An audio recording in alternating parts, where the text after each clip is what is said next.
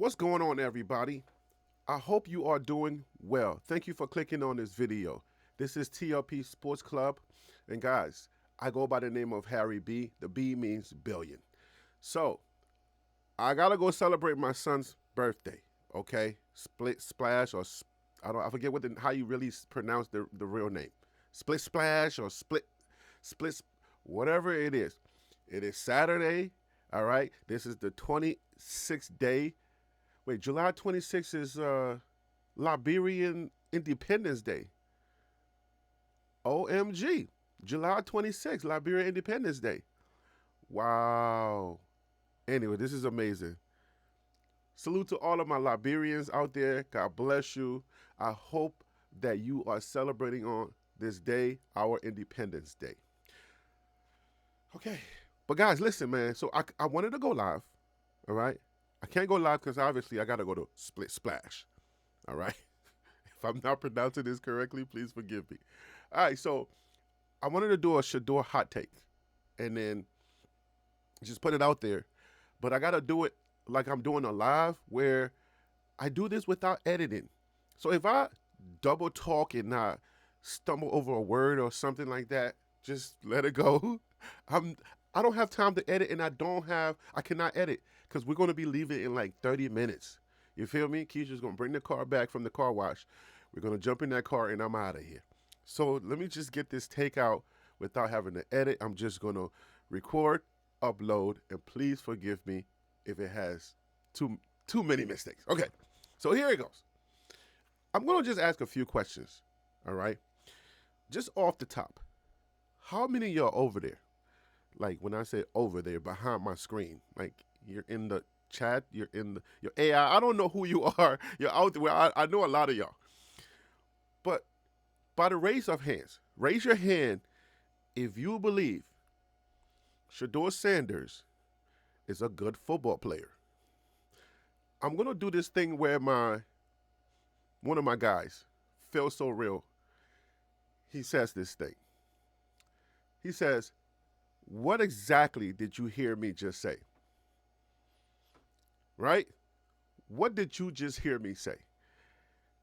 I'm going to try to repeat it without having to go back to the recording, but I'm going to say it again. How many of you out there with a raise of hand, right, think that Shedeur Sanders is a good football player? That is the first question. That's the first question. Okay? It's just a plain and simple question. It does not require you to give me this long excerpt, give me this long, oh, these are some of the reasons why I don't think he's a good football player. And I mean, well, yeah, if you think he's not a good football player, then absolutely tell me why he's not a good football player. That would be fair. But I don't need the extras.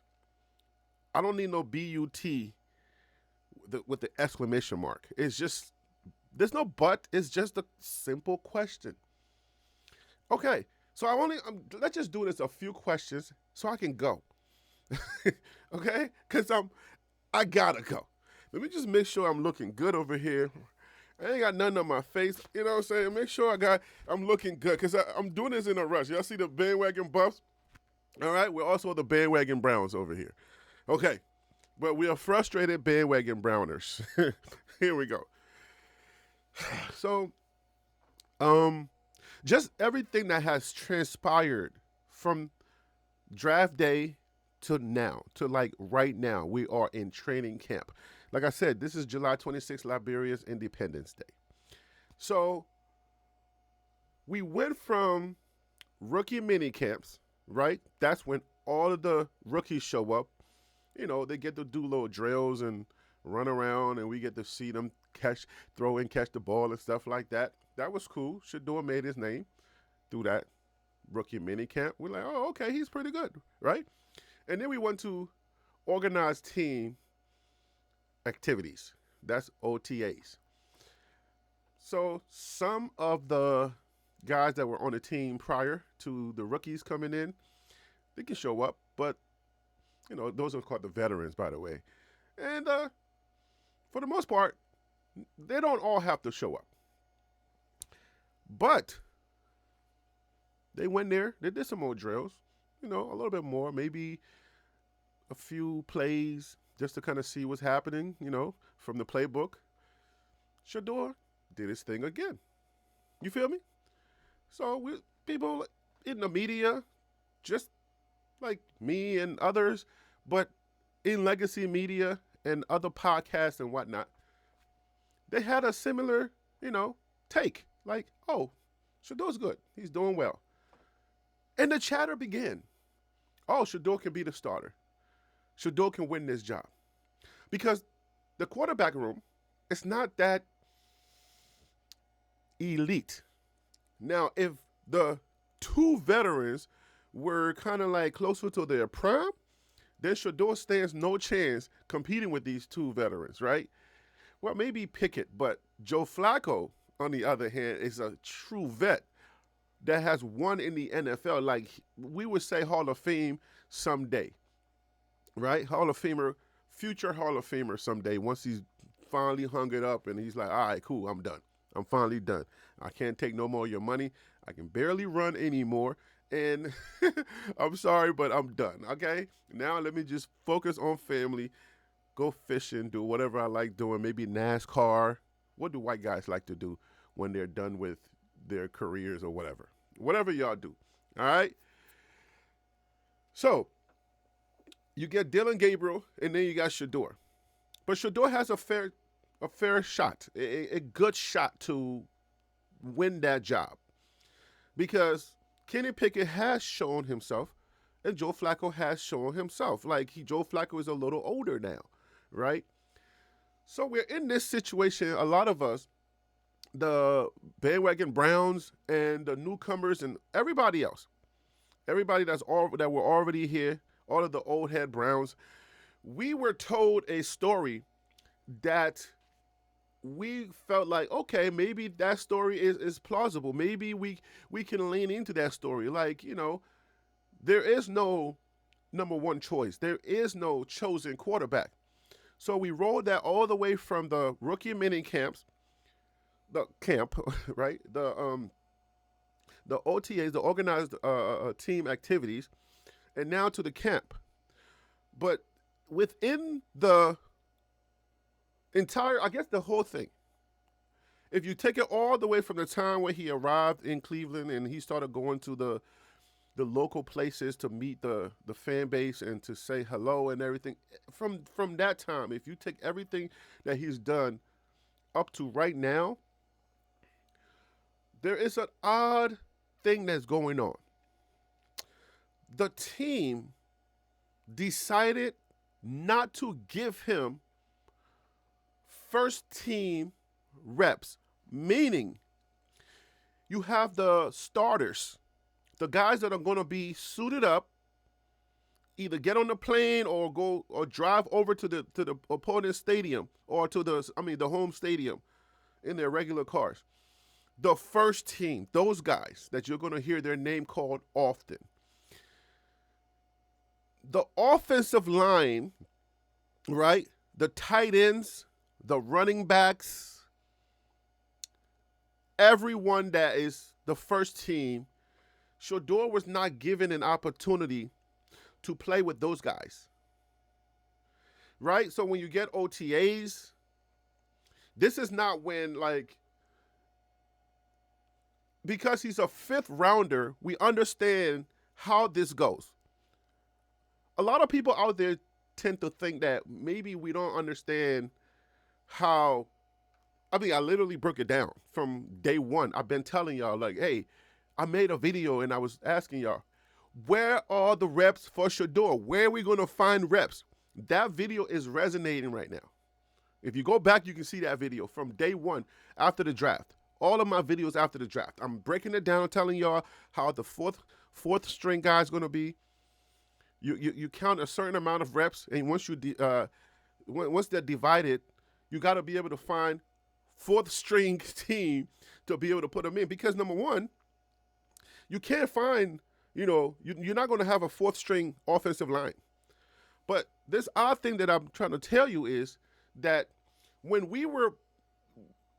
really didn't count as much and guys were just kind of throwing around just to see what's happening, they didn't really invest reps.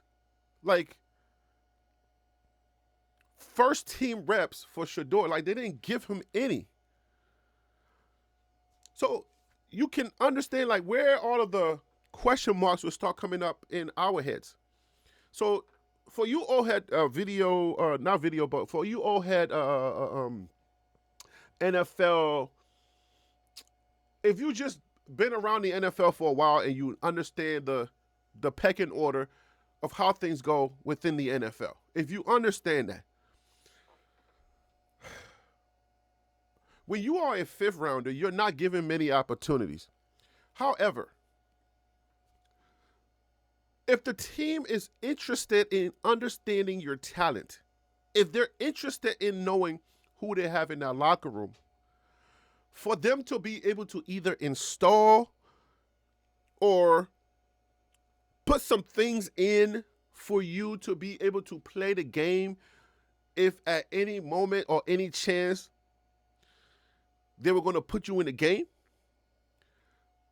they need to put you out there with the first team, whether it's just 5 reps, 4 reps, 6 reps. They need to put you out there to see, okay, who do we have? Because all you got is the college. The team decided, Stefanski and the organization, they decided not to give Shedeur any first team reps. So it became a thing. We started to ask questions like, well, where is it coming from? What's happening? Because you can't tell me that, well, you can't tell me like what other people are saying, like, oh, there must be something wrong. All 32 teams passed on him and all of the interviews and stuff. That stuff is done already. So the question is still there. It's still lingering for me because I'm trying to understand, even though I know the pecking order, even though I understand a fifth rounder has doesn't get priority, I'm aware of all of that. I'm an NFL head, right? I know the NFL. The NFL is even though I cover college, the NFL is what I really know for sure because the game is much simpler.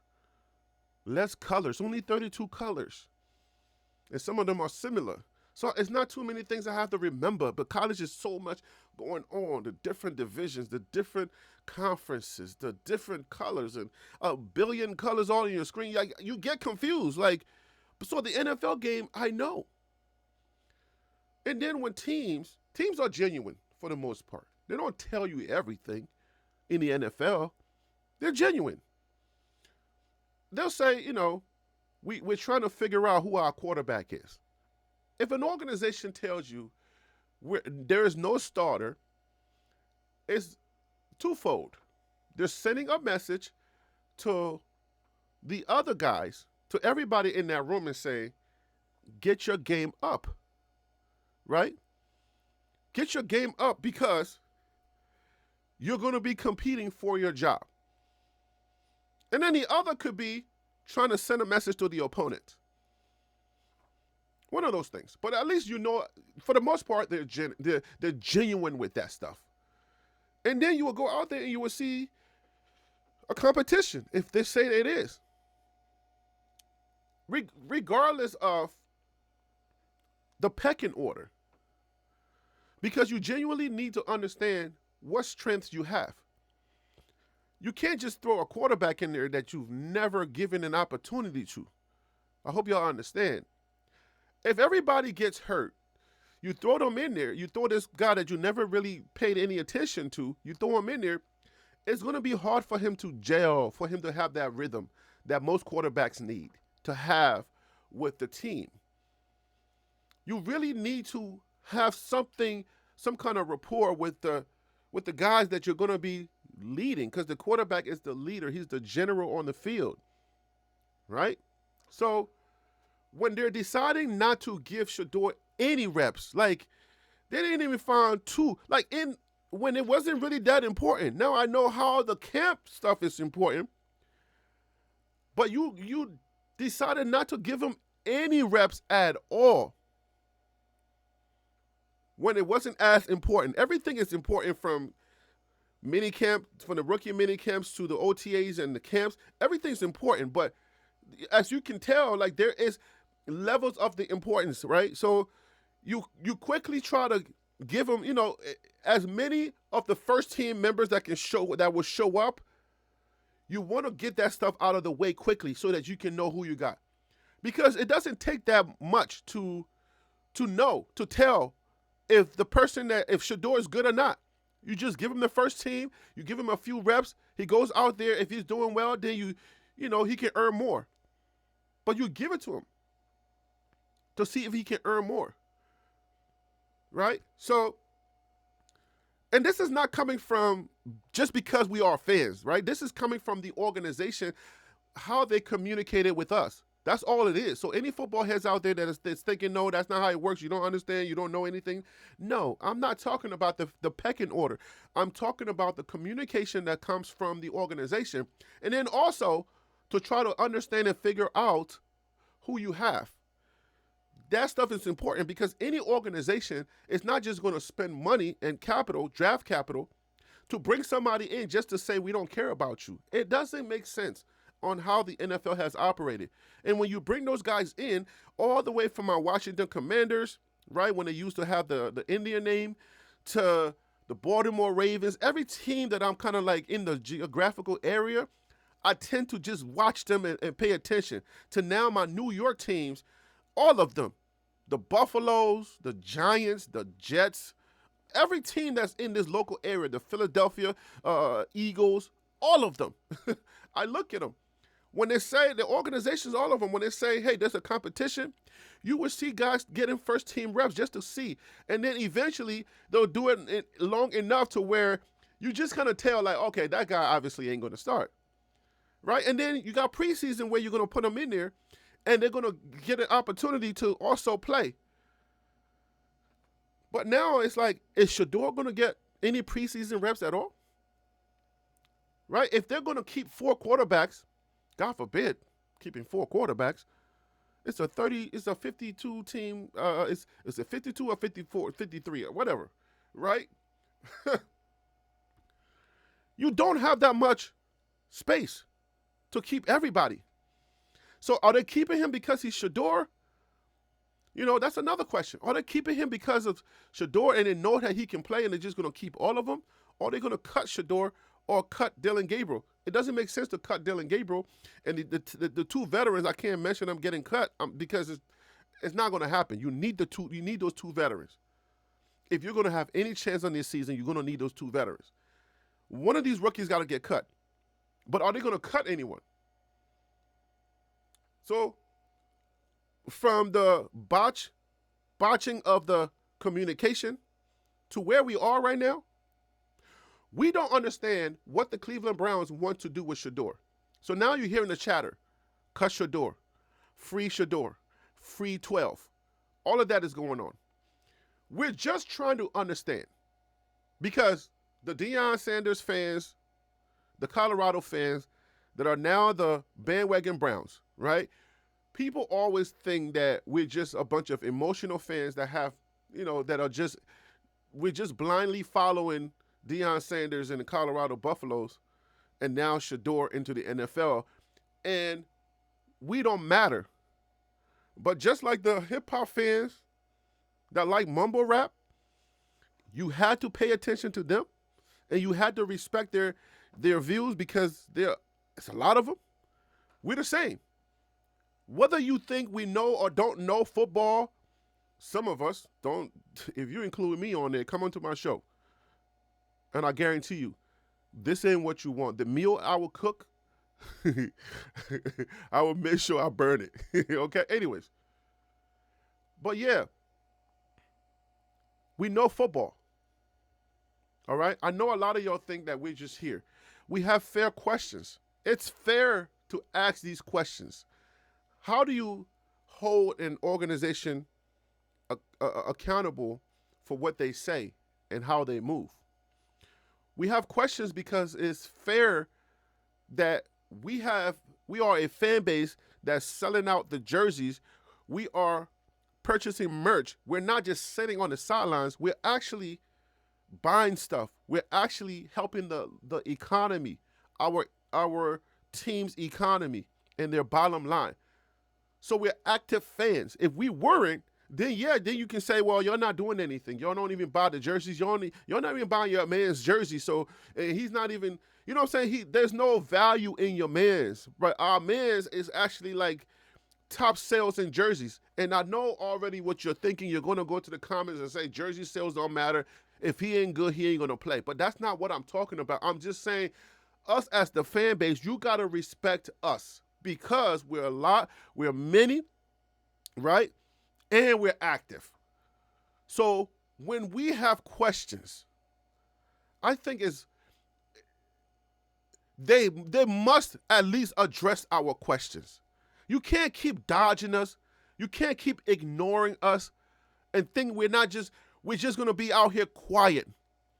No, we're not. If you have a game plan, let it be known, because what you're showing us and how you're treating us and our guy, it ain't right. It ain't right. Because I look at it and I'm like, they asked Shedeur in an interview, and they say, just want to paraphrase, like, tell us why you not, like, they're not giving you first team's reps. We're asking, nobody's telling us, but maybe you can tell us. And the answer that Shedeur gave, it kind of broke my heart. Because now I see a young man that had all this confidence. A young man that had a whole room built for the NFL draft. A young man that was moving with confidence and his head being held up high. And he was exuding that confidence. To now, the way he's answering that question, even though he's still confident, even though his head is still being held up high, even though he is still who he is, I feel like there's a heartbreak there. And he's like, I don't control that. I don't control the situation. All I can do is control what they're giving me. You can almost feel like he wants to say more, but he understands the position that he's been put into. It's very hard to say much when something ain't going the way that they said it will go.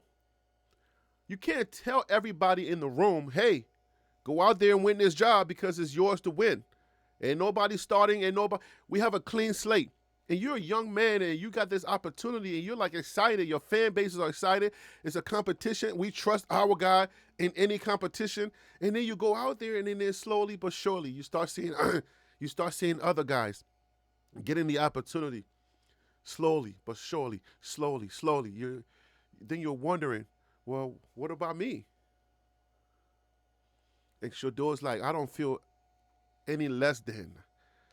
I'm not going to feel any less than. When he said that, people usually are not going to say that unless they're really feeling some kind of way about that.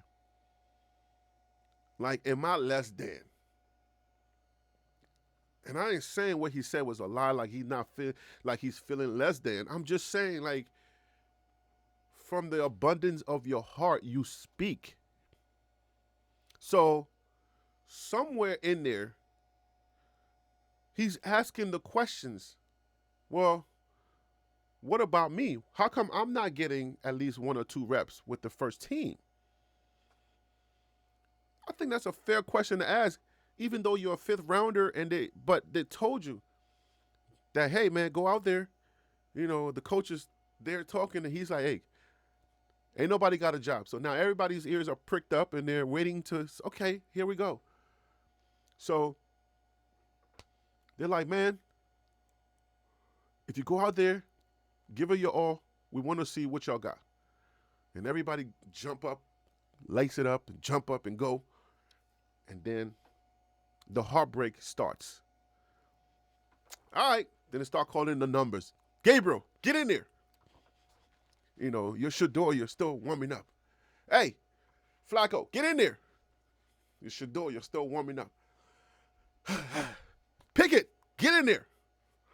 Your Shedeur. Be like, oh, they're about to call me. All right, guys. So next week, we just want to let y'all know, y'all better come ready, because we're gonna go hard at it. And you're Shedeur, and you're looking around like, but what about me? Wait, what happened?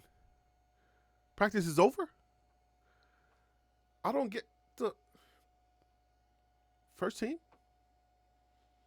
And then week after week after week, when all of your fan base was so excited for you to see you in your first team rep form and all of the good news that's coming out of camp, they never give you first team reps.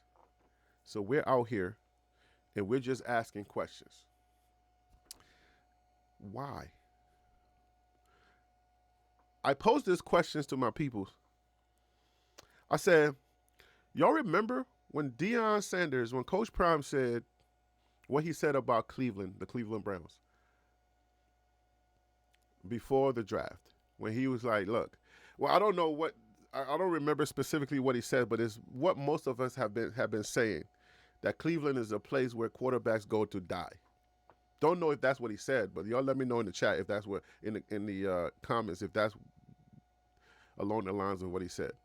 But everybody knows, like, if you're a young football player and you're talented, the Cleveland Browns team is where young players, specifically quarterbacks, go to die, go to bury their careers.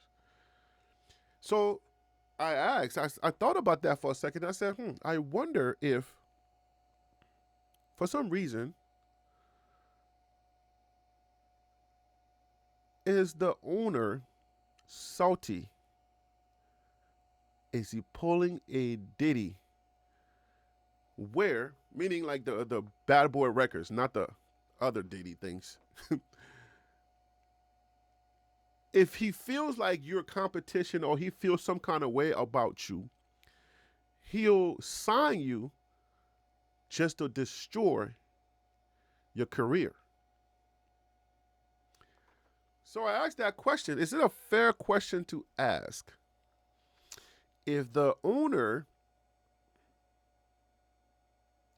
still remembers that, because when you have an organization and you're trying your best to win games and be relevant in the NFL, and a prominent Hall of Famer goes out there whose son is still playing the game, college, he feels very highly about his son and goes out there and says something like that. And then they all decide that, all right, we're not going to mess with his son. And then one of them steps out and says, let's bring him in. Is it plausible to say that he could be diabolically planning to destroy Shedeur's career? I don't want to think so, because Shedeur's still out there trying his best. I don't know, but you can't put it past people.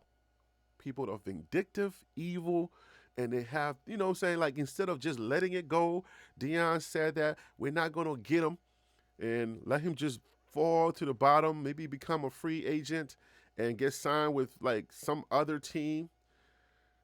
Is it possible that they'll devise this evil, diabolical plan to bring him in to Diddy-fy him? No, Diddy-fy, let's not use Diddy-fy. To shove him or to crush his career. Because if all of the 32 teams did not want him, right? And then the way that they're going with the camps and really breaking his spirit and really not giving him reps and making it seem like, oh, maybe he's not good enough for the worst team in the NFL. If he can't make it there, maybe diminish his brand so much that if he gets cut, won't nobody want to touch him? Just a question. Just a question. If I'm thinking it, I'm sure There's a couple of y'all out there that's thinking it as well. Could it be doing that? Because we don't came from Shedeur's gonna be, if he's gonna win this spot, to like, yeah, he may win this spot, to like, oh man, no first team reps, no for now, to now it's like, oh, he was practicing with the practice squad. So now like we're losing hope out here. Now, I mean, if you're a Bible toting, machete toting, auntie or uncle out there, we still always going to have hope because of our Lord and Savior Jesus Christ, which Shedeur and his family believes in, whom Shedeur and his family believes in. And you never lose hope. But you can't, I mean, as a sports fan, even though you believe, you still can lose hope. You still can feel some kind of way, like the way that they're treating him. I feel like his value has really, like, his brand is like, I'm talking about when not the brand as far as his name, but I'm like now the football brand. Now the he's a first round talent type of brand. I feel like it's now being like looked upon like, oh, he's just a practice squad. Like maybe something's wrong, because when people don't know what's going on and nobody's saying anything, they're going to come up with their own answers. They're going to develop their own narratives. So now it's like, oh, he must suck. There's something internal going on. There's something behind the scenes that we don't know, because if all the teams didn't want him and then he goes to Cleveland and he's not doing it, right? Just like Rob Parker was like, well, maybe he is not as advertised, right? So if that's what's going on, Shedeur would know. But when you see Shedeur in those interviews, something is transpiring that I don't like. Man, I know he's going to hold his head up high and he's going to play football. But wow, Cleveland, I can't believe it. So let me leave it there because I have to get ready to get up out of here to go celebrate my son's birthday. But let's talk. What do y'all think is going on? Are they slow walking this so that they can give him a chance to develop? If that's the case, then are we saying that Dylan Gabriel was that much more developed, even though he played 6 years? Was it true what I said that he was a 6-year start? I mean, he's a 6-year journeyman in college, and he would be more ready for the NFL than Shedeur? Is it that, or but then no. You see what I'm saying? Like, let me just push back on that thought as well, because think about it. If it's that, then that means that you knew that prior to coming to the organization. Because if you don't allow him to practice, right? Allen Iverson, practice. If you don't allow him to practice, then you wouldn't know. Unless you had some type of secret practice and he didn't do well in those secret practices and then you didn't want to expose him out there, then that's fine. But Shedeur would say it. Shedeur would say it because he's like, I don't know why I'm not getting first team reps. So you can't say, well, it's because they know something that we don't know, because you will have to put him on the field to find that out.